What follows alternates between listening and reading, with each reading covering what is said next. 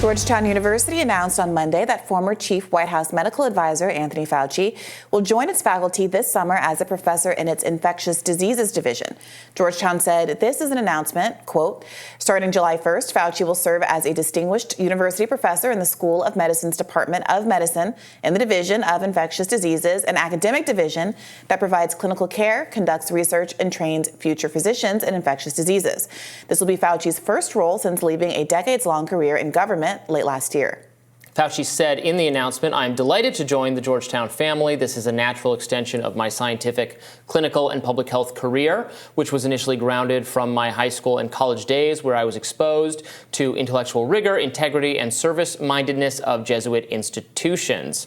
So this is where Fauci is landing. All right, Robby, apart from me personally not understanding why an 82-year-old is looking for another job after such an illustrious career, help me understand why some people are going to be upset about this. I think some people are going to be rashly furious, not just because of the controversial policies he oversaw, he recommended when he was the White House's lead coronavirus czar for the period of the pandemic, but given recent revelations and very serious questions we've had on the show, guests have had in reporting done by Taibbi and Schellenberger and confirmed by the Wall Street Journal that COVID very well may have come from a lab, the Wuhan lab, as a result of a funding grant administered by the agency that Dr. Fauci oversees.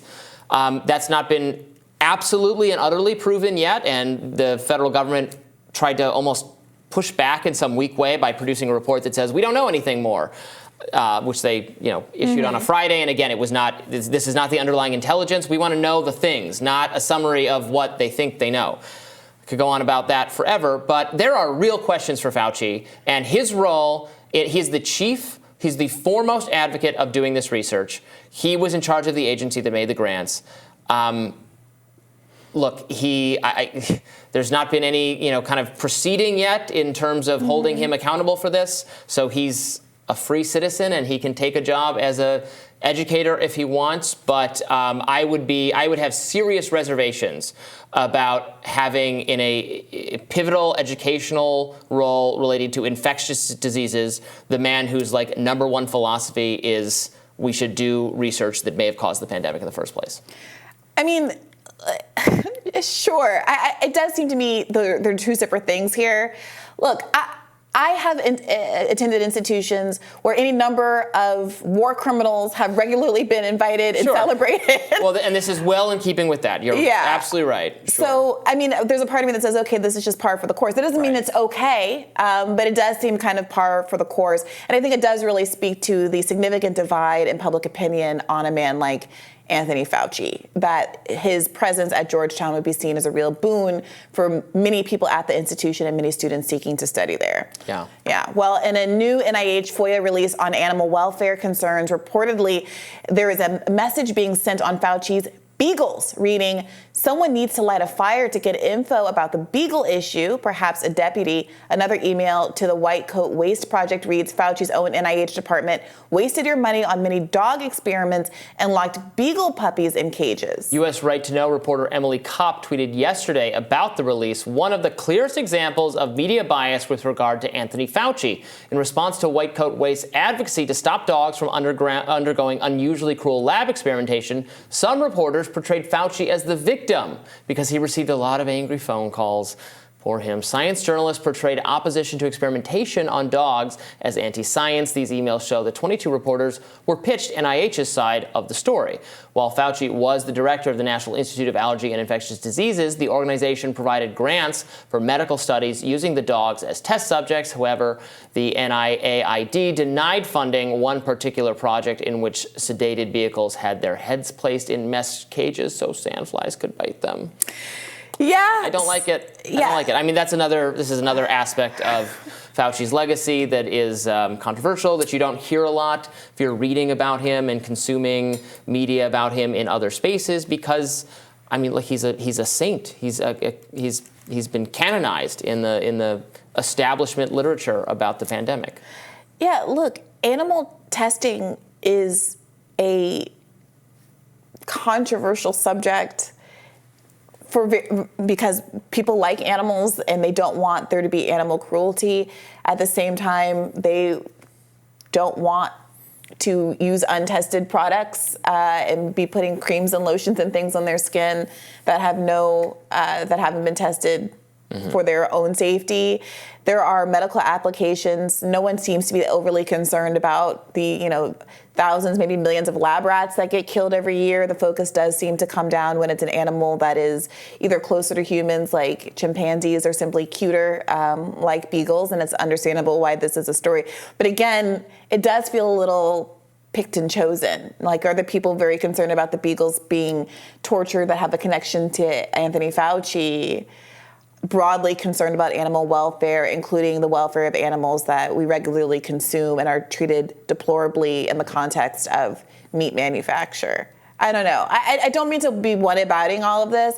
I would love to see this be a broader, more generalized concern, both because of the animal cruelty aspects of meat and the environmental implications of the meat industry. But I suspect that this just feels like a cherry-picked issue that happens to have a target of a political figure in Anthony Fauci that has many legitimate criticisms to be made out of him, but this just feels like, you know what I mean, a little bit of a fabrication. Fine. What I'm emphasizing is the funding for research for an unsafe conditions at the Wuhan lab that potentially caused 10 or 20 million deaths globally. Yeah. That seems like something you should not continue to have a career over if it can be borne out, which obviously it has not been at this time, and we want more information. And Congress passed a law, and Biden signed it, requiring the publication of the information the government has. They have not complied with that in the least bit. That report on Friday is total BS. It's offensive that they thought that was what Congress's intention was with that law. So we want more information. We need, at this point, all the effort should be for verifying whether those 3 scientists, Ben Hu, the deputy of Xi Jinping, actually did contract COVID-like symptoms in November 2019, because that would be a smoking gun. And the Wall Street Journal has reported that is the case. Mm-hmm. The government report said it was very waffling on that. They said it might have been the case, but they couldn't confirm it, and that maybe they weren't COVID-like symptoms exactly, just respiratory symptoms. Well, what is the difference? Like, it's hard to tell. COVID. Some people lose taste and smell, and some people don't. Some people have a fever, some people don't. It's the usual gamut of cold, flu-like symptoms.